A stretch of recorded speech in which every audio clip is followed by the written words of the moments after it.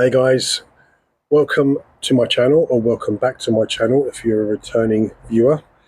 Probably YouTube's most non-prolific content creator right here. Yeah, so the reason I'm making this video, as you'll see by the title, is I've just had my second driving test, and the result is I passed. Happy, happy, joy, joy, happy, happy, joy, joy, happy, happy, joy, joy, happy, happy, joy.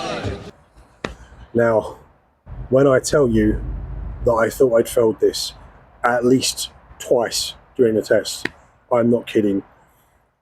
I've only been back half an hour, so this is still pretty fresh in my mind, and I'm still kind of recovering from the shock.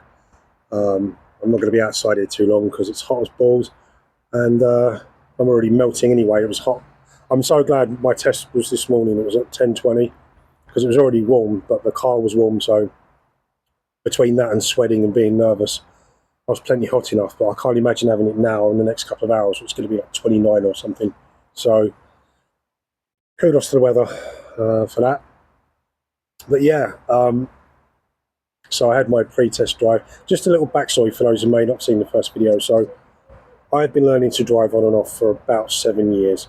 Collectively, probably about three and a half years, something like that. But it's been on and off due to, money issues and just COVID as well as another other stuff. So I had my first attempt back in, I think it was April. I can't believe it's been that quick already. And I failed on observations. The same examiner who I had today said that he didn't see me check my centre mirror, left mirror, as I was coming from roundabout. I thought I did it with my eyes. So when my instructor and when these other videos tell you that observation is one of the most common things people fail on, they're not kidding. Because other than that, I had seven minors. In fact, I don't even know what the minor count I have on this because I haven't checked my email yet. But anyway, I was jumping forward a bit. So yeah, so I was understandably quite nervous and edgy the first time I did my test. But I remember about 10-15 minutes into it thinking, okay, I'm so hyper-focused, just focus on what you're doing. And if you'd asked me before I'd finished the test how I felt, I would have said maybe 60-70%, but I'm going to tell you what I would have failed at because I didn't really cause a danger or anything like that. And technically I didn't, it was just the observations that let me down. The other minors were for hesitation and stuff, which is something I have to work on. So same examiner, different test route this time. I would argue my last test route was easier. This one wasn't mega hard. I've done harder ones around it, but it's not the easiest either. And there's a couple that as soon as I knew I was coming up to, I was like, oh no, this is where I kind of either struggle or go a little bit haphazard on.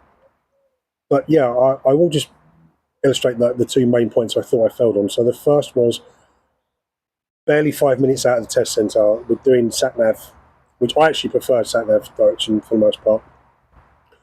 And I won't give my location away, but let's just say I had to come off and go right at Manger roundabout, take the 5th, I think, exit, and then the second exit to the left, something like that. And it's one of those roundabouts I'm not really keen on.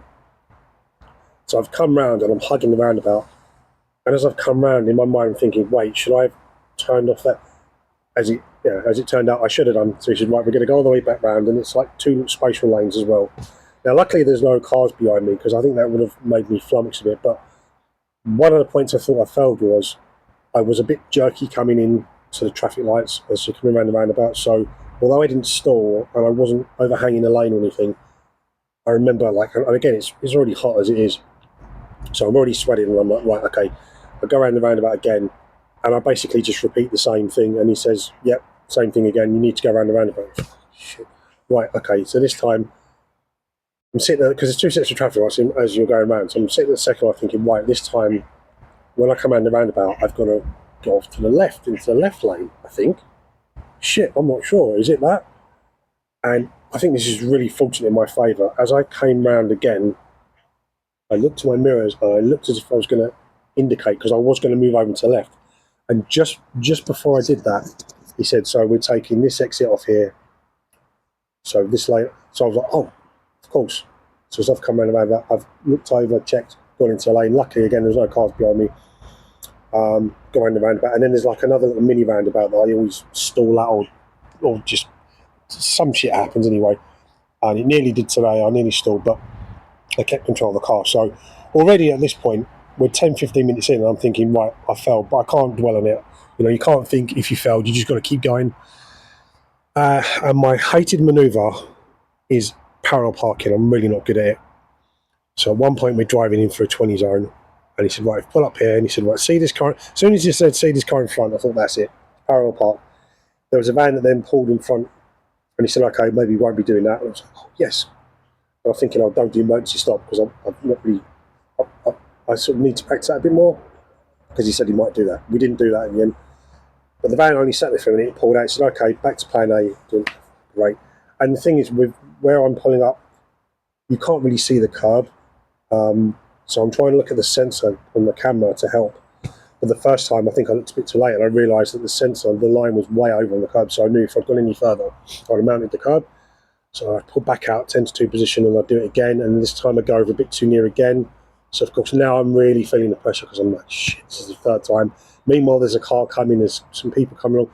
Now, here's what I will say. I think what ultimately saved me was my observation and just being careful, not rushing it. I think had I panicked, had I not, because the observation again is one of the things that people fail on, so had I not been observing all the time, doing those mirror checks, that probably would have been what I failed on. As it turns out, I didn't. So the third time I came up, and this time I came in, and I was like, I'm thinking I was maybe about this close to the curb, and instead of reversing 2 car lengths, he said, okay, we'll just stop here. There's barely like a car length behind. This like, move off when you're ready. So again, I'm thinking at this point, that's it, it's a wrap. So we move off. So the 2 main bits were the roundabouts and that. And the rest of the drive, I thought, okay, I know I'm fine with these roads, this roundabout. I knew I was pretty fluid and all the rest of it. So I started feeling a bit more confident. And this is one of the tips I think I gave you the last one. Even if you think you failed, I know people say this, but it's true. Just keep barreling through and just try and drive as safe and responsible as you can, because they're not looking for perfect drivers, but they are looking for like safe drivers. So my whole ethos was, if I can just drive safely, they can't fault you for driving safely. You can fail for driving too cautiously if it's like continued minors, like, you know, like minors can become a major if you're like not driving to the correct speed, for example. But I didn't have that issue, I don't think. So I just thought, as long as I can drive safely, and that's all I kept thinking about in the roundabouts, that's what I kept thinking about in the parallel park. If I can drive safely, then they can't, if nothing else, they can't fail me on that. So as we drive back, we get into near the test centre, and before we pull in the little road to the test centre, because I'm thinking, well, I've already done a manoeuvre, so he's not going to do a bay part. He said, right, we'll just pull up here. And he said, right, you wanted your instructor to come out. He said, I'll go and get it. Oh no, she's coming out now. And at this point, I'm just thinking, right, I've failed. Now here's the thing. One of the tips that you'll see people give, and I do agree, is it is just a test. It's not the end of the world. If you fail, you can always do it again. Fair enough, I agree. But in my situation, I've spent so much money, and I'm just going to say I've spent thousands at this point to get to this point, that it's not just about rebooking a test and then having to wait and all that, because that's annoying enough. I had to wait, 4 months to get this one. It's the fact that because I don't have a car at the moment, I have to hire out my instructor's car. And if anyone's in the same position as me, you know that that's like £150. It is for my instructor. I've heard some charging more than that, but so it's £150. Then the test fee, which is now I think £75, because when I had to rebook it again, it was just after April when it got up. Excuse me. So there's that plus the extra lessons I've had. So already that's like £500 off the bat. So on top of that, and here's the funny thing. So my theory test, I thought ran out next year because it's every 2 years. Turns out it runs out Sunday, as in this Sunday. So basically, if I'd have failed today, I'd have had to rebook my theory and do all that again, which would be the third time, mind you. I've had to do this twice now. It lasts every 2 years. So I had that impetus, like that sort of, that push to really try and do it today, because I just didn't want to pay out the money and I didn't want to have to rebook my theory. But of course, that kind of goes out the window when you're in test, because all you're thinking about is you should be, really sort of vigilant and focused on what you're doing. So yeah, when I pulled up, I was just thinking, well, this is it, I failed. And unlike the first time where I thought maybe I failed, but maybe there's a 60-70% chance I passed, This time I was honestly thinking there's probably 30% chance I've passed, 40. At best 40. So imagine my shock and surprise when he said, well, that's the end of your test, and I'm pleased to tell you. As soon as he said the words, I'm pleased to tell you, I just inwardly was like, fireworks and all that going off. And the thing is, my instructor had come out at this point, so I kind of sat there with my head in my chin in my hands, just like that. So I think she knew from my face expression, because I was going to try and be all nonchalant, because we like winding each other up, and but I couldn't hide it. I was just so relieved, and she came to the car, and then he said yes, it's passed, and she was just beaming from ear to ear, and I did feel a bit emotional because my parents have gone now, and I was really hoping to have passed when my dad was still here, and I was a personal carer for them both, so I could have driven him about, but it never happened. So if there's such a thing as an afterlife and they're watching over me, then I hope that they are justifiably proud, because I am of myself. Like, when I say, again, not only that I thought I'd failed, but just the amount of proverbial blood, sweat and tears I've put into this, and money. There was so many times I really felt like just giving up. I really was just fed up. But what's your option? You give up or keep going? And I just chose to keep going, because I thought, the way I see it, if I was good enough to at least get to a test level the first time, that means I'm at that last furlong. And as long as I can do that, and even now, like, it's been an hour or so, and it's just kind of settled in. Just looking at the pass certificate, which I won't show you because I'll have to blur my name out. But trust me, I'm not lying. I have passed. So now I've just got to wait for my full license to come through, and then I'm going to have some plus pass lessons. I haven't really done much in the way of night driving as well, so that's something that I have to really do. But the thing is now, like, the main hard work, as far as all of that has now gone. Now it's just a case of, it's all experience from now on. Do you know what I mean? And being an actual driver on the roads, and not having anyone with you to point out mistakes. So, needless to say, when I do get a car, which I don't know when that's going to be, because I just don't have the money. I mean, I technically have the money at the moment, but I've got to move. My landlord's issued a Section 21 last week, so a bit of a weird time, because I've had a great time in Italy, and then it's been a bit up and down, and I'm starting work next week, so it's been mostly good. Definitely a lot more positive. So it's just trying to find somewhere to move now. But anyway, different topic. So, but yes, I will have to drive at some point for my job, so they'll be pleased to hear that once I start, and I tell them. So, as far as tips or anything or guidance I could give you, I think I don't know what the statistic is, but I think most people pass on their second or third attempt. So I'm one of the people who passed on their second. Obviously, in terms of tips or guidance, I will say I was someone that watched a lot of videos, like a lot of driving videos, and I'll give a shout out to a few of them on here, because they're channels that I found particularly useful. I mean, there are a ton of instructors and there's some good videos, but I've got to give a shout out to Roz. I can't think of the name of her channel. I'll link it all in the notes, but Roz is the very nice lady who makes the videos on there. She does some really great shorts as well, and I found them quite useful. So big shout out to you, Roz. Shout out to Francis. I've got to give a shout out to Francis from driving school. I've been watching his videos, commenting on them for years. So Francis, hopefully you see this. Yes, mate, I did it eventually. Who else? Clearview Driving, Ammon, obviously really popular. I've watched a lot of the videos, found them really useful, especially the ones with the mock tests and the test video. Well, they don't show the actual test, but people that have gone in for their tests and they have the result afterwards. That's quite inspiring. DGN Driving as well. Pin does some great videos. In fact, I watched one last night on.